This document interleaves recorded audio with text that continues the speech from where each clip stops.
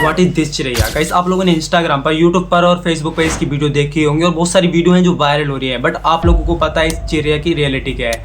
ये एक शो है जो कि नॉर्मली बनाया गया है, बट इसका मोटिव क्या है? तो गाइस आज मैं वो बताऊंगा एक थोड़ी सी एक्सप्लेनेशन के तरीके में। अगर मैं इसकी वीडियो डालूंगा तो कॉपीराइट का इशू होगा और मुझे नहीं लगता कि नेटफ्लिक्स वाले इसकी वीडियो अपलोड करने भी देंगे। तो एक्सप्लेन के तौर पे एक वीडियो बनाई है, so watch this video and reality बता रहा हूँ इस वीडियो की। इस वीडियो को देखने के बाद आप लोगों की आंखों से आंसू आ जाएंगे। जिसकी अभी अभी शादी हुई है, अपनी आंखों में नई नवेली दुल्हन के हजार सपने सजाए अपने ससुराल की दहलीज पार करती है, लेकिन शादी की पहली ही रात उसके साथ कुछ ऐसा घटित होता है जो उसकी रूह तक को कपा देता है। एक ऐसा भयानक सच जिसकी उसने कभी अपनी सबसे डरावनी कल्पनाओं में भी उम्मीद नहीं की थी। सहमी और टूटी हुई पूजा जब अपनी आखिरी उम्मीद अपनी जेठानी कमलेश के पास हिम्मत जुटाकर अपना दर्द बयां करने जाती है, तो सांत्वना के बजाय उसे इनाम में मिलता है चेहरे पर एक जोरदार थप्पड़। पूजा जमीन पर गिरकर बिलख बिलख कर रोने लगती है। आखिर एक नई नवेली दुल्हन के साथ इतना बड़ा धोखा और जुल्म क्यों हुआ? यह कहानी आपको झकझोर कर रख देगी और अंत में एक बहुत गहरी सीख भी देकर जाएगी। लेकिन इस खौफनाक रात तक बात कैसे पहुंची, इसके लिए हमें कहानी के पन्नों को थोड़ा पीछे पलटना होगा।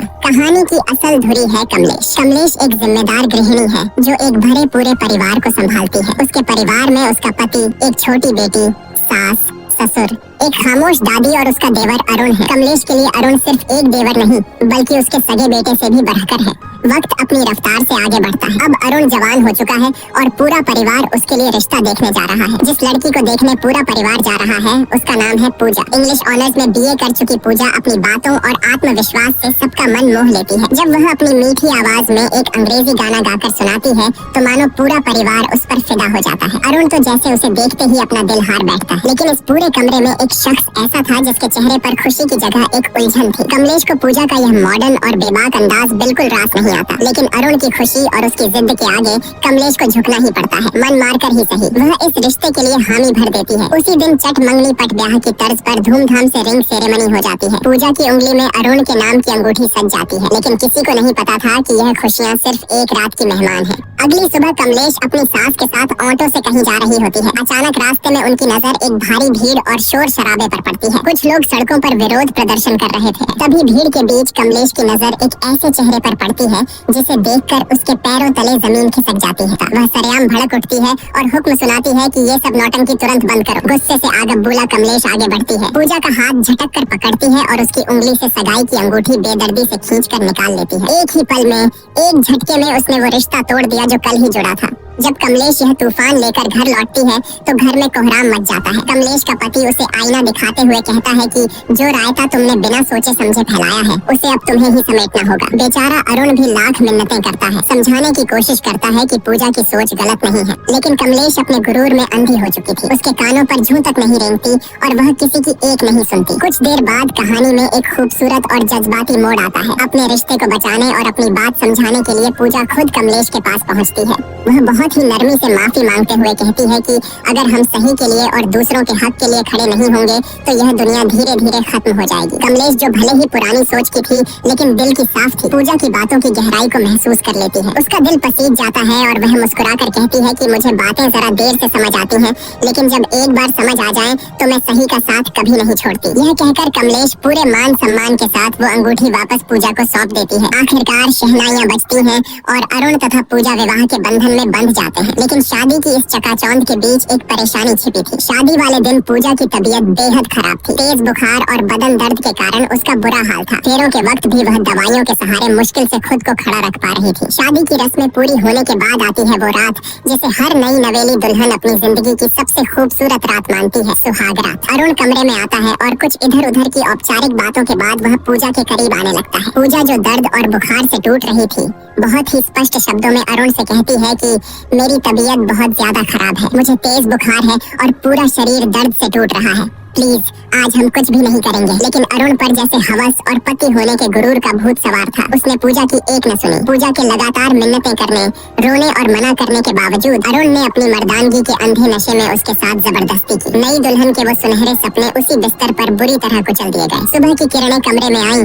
लेकिन पूजा की दुनिया में हमेशा के लिए अंधेरा छा चुका था। वह दर्द और सदमे से कराहते हुए बस रोए जा रही थी। अरुण उसे चुप कराने की कोशिश करता है, मानो कोई बहुत मामूली बात हुई हो। वह बड़े हक से कहता है कि अरे मैं तुम्हारा पति हूँ, यह तो मेरा हक है। शादी के बाद तो यह सब होता ही है। यह सुनकर पूजा के अंदर का दर्द एक चीख बनकर फूट पड़ता है। वह बिलखते हुए अरुण की आंखों में देखती है और कहती है कि हक तूने मेरा किया है। शब्द सुनकर अरुण सन्न रह जाता है, लेकिन अपनी घिनौनी हरकत पर शर्मिंदा होने के बजाय उसकी मर्दानगी को चोट लग जाती है। वह गुस्से से आग बबूला होकर कहता है कि अगर तुझे लगता है कि मैंने कुछ गलत किया है तो जा बाहर और चिल्ला चिल्ला कर सबको बता दे। यह कहकर वह निर्दयता से पूजा को कमरे से बाहर निकाल देता है। रोती कांपती पूजा जैसे ही कमरे से बाहर आती है, उसकी नजर आंगन में खड़ी कमलेश पर पड़ती है। कमलेश घर की और पड़ोस की कुछ औरतों से बात कर रही थी। पूजा के कानों में कमलेश की आवाज पड़ती है कि औरतें जितना किसी बम के फटने से नहीं डरती, उतना अपनी इज्जत का तमाशा बनने से डरती हैं।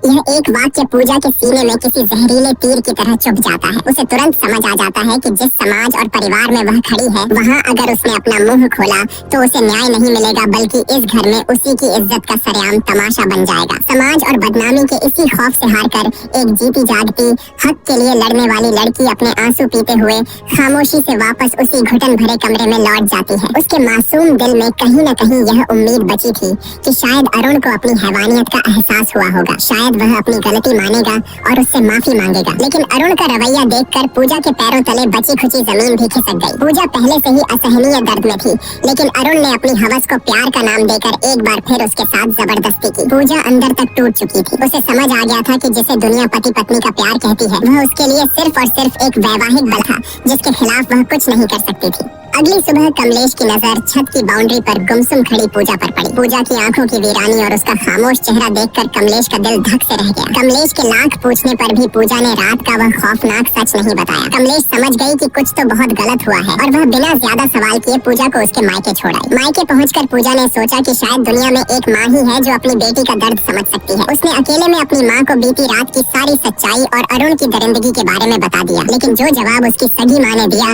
वह अरुण की हैवानियत से भी ज्यादा खौफनाक था। माँ ने उसे सीने से लगाने के बजाय समझाते हुए कहा कि पति पत्नी के बीच ये सब तो होता ही है, शादी की है तो ये सब तो निभाना ही पड़ेगा। इसमें ना कहने वाली क्या बात थी? इसी से तो परिवार और वंश आगे बढ़ता है। अपनी ही माँ के मुंह से ये शब्द सुनकर पूजा सन्न रह गई। रही सही कसर माँ ने इमोशनल ब्लैकमेल करके पूरी कर दी। घर की गरीबी का वास्ता देते हुए उसने पूजा को तुरंत ससुराल वापस लौटने का हुक्म दिया और धमकी दी कि अगर वह वापस नहीं गई तो वह अपनी नस काट कर जान दे देगी। अपनों से मिले इस धोखे के बाद बेचारी पूजा के पास कोई रास्ता नहीं बचा था। वह एक जिंदा लाश की तरह कमलेश के साथ वापस लौटने लगी। सफर के दौरान एक जगह वॉशरूम जाने के बहाने पूजा ऑटो से उतरी। यह उसकी जिंदगी का सबसे बड़ा फैसला था। उसने पीछे मुड़कर नहीं देखा और वहाँ से चुपचाप भाग निकली। कमलेश ने उसे पागलों की तरह हर जगह ढूंढा, लेकिन पूजा का कोई सुराग नहीं मिला। घर पहुंचकर जब कमलेश ने यह खबर दी तो पूरे परिवार में हड़कंप मच गया। सबने पूजा को ढूंढा, लेकिन वह जैसे हवा में गायब हो गई थी। हारकर कमलेश ने पूजा की दोस्त सोना को फोन मिलाया, जो एक NGO में काम करती थी। सोना ने कहा कि उसे पूजा के बारे में कुछ नहीं पता,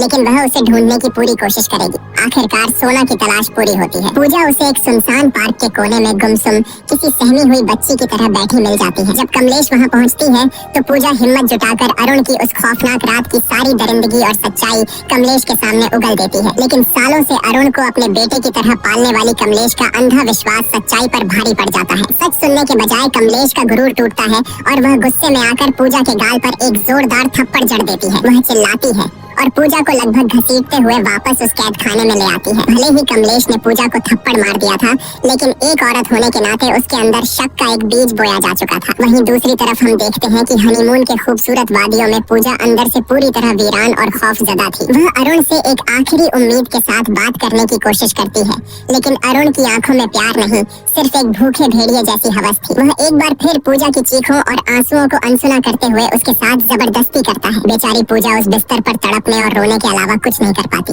वह जिसे अपनी जिंदगी का साथी समझकर समझाने गई थी, वह सिर्फ एक झल्लाद निकला। पूजा को उस रात पूरी तरह समझ आ गया था कि अरुण की नजरों में वह कोई पत्नी या प्यार नहीं, बस उसकी हवस मिटाने का एक बेजान जरिया भर थी। पूजा की जिंदगी एक जीते जागते नर्क में बदल चुकी थी। एक रात खौफ से कांपती पूजा खुद को बाथरूम में बंद कर लेती है। बाहर से अरुण दरवाजे को पीटते हुए उसे बाहर आने का हुक्म देता है। अंदर से डरी सहमी पूजा रोते हुए कहती है कि आज मैं तुम्हारे करीब नहीं आ सकती, मेरे पीरियड्स शुरू हो गए हैं। लेकिन एक हैवान के सिर सिर पर सवार हवस को भला कोई कैसे रोक सकता था? अरुण का जवाब किसी भी इंसान की रूह का पाने के लिए काफी था। वह बेशर्मी और क्रूरता से कहता है कि मुझसे झूठ मत बोल, दरवाजा खोल, मुझे देखना है। यह सुनकर बाथरूम के अंदर खड़ी पूजा की जान सूख जाती है। उसे समझ आ जाता है कि यह दरिंदा उसकी कोई बात नहीं मानेगा। इसी खौफ और बेबसी के बीच पूजा की नजर वहाँ रखी एक ब्लेड पर पड़ती है और सीन यहीं कट हो जाता है। अगली सुबह घर में कोहराम मच जाता है। सबको पता चलता है कि पूजा अस्पताल में है और उसकी हालत बेहद नाजुक है। पूरा परिवार बदहवास हालत में वहाँ पहुँचता है। अरुण बड़ी चालाकी से कमलेश और बाकी घर वालों को गुमराह करते हुए कहता है कि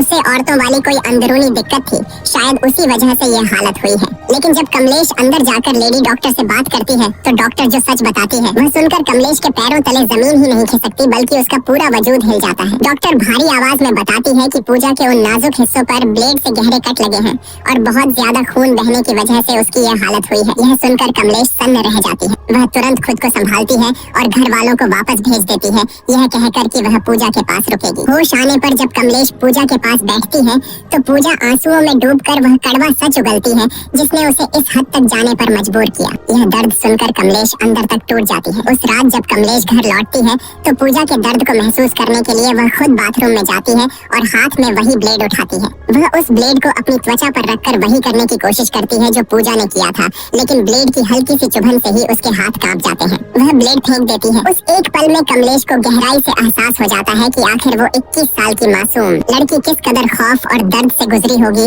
कि उसने खुद को इतनी खौफनाक सजा दे दी। अगले दिन जब अरुण अपनी बेशर्मी का लबादा ओढ़े पूजा से मिलने अस्पताल पहुंचता है तो उसे पता चलता है कि कमलेश पहले ही पूजा को डिस्चार्ज कराकर अपने साथ ले जा चुकी है। अपनी पत्नी की इतनी गंभीर हालत के बावजूद उस जाहिल इंसान के दिमाग में सिर्फ एक ही बात चल रही थी। वह बेशरम होकर लेडी डॉक्टर से पूछता है कि अब मैं अपनी पत्नी के साथ इंटीमेट तो हो सकता हूँ ना? यह घिनौना सवाल सुनकर डॉक्टर का खून खौल उठता है। वह डॉक्टर पूजा के वो खौफनाक घाव देख चुकी थी और जानती थी कि इसके पीछे कौन है। वह अरुण पर बुरी तरह भड़क जाती है और पूरी ताकत से चिल्लाते हुए कहती है कि बहुत ही नीच और घिनौना इंसान है तू, तेरे जैसे जाहिलों के आड़ में तो गोली मार देनी चाहिए। वह तुरंत सिक्योरिटी गार्ड्स को बुलाती है और अरुण को धक्के मारकर अस्पताल से बाहर फेंकवा देती है, यह चेतावनी देते हुए कि यह जानवर इंसान दोबारा मेरे अस्पताल के आसपास भी नहीं दिखना चाहिए। पूजा जो अपनी आंखों में शादी और एक नए जीवन के हजार सुनहरे सपने लेकर इस घर में आई थी, आज उसकी जिंदगी एक ऐसे भयानक नर्क में तब्दील हो चुकी है जहां उसका ही पति उसका सबसे बड़ा मुजरिम बन गया है। प्यार और हक के नाम पर पूजा ने जो झेला है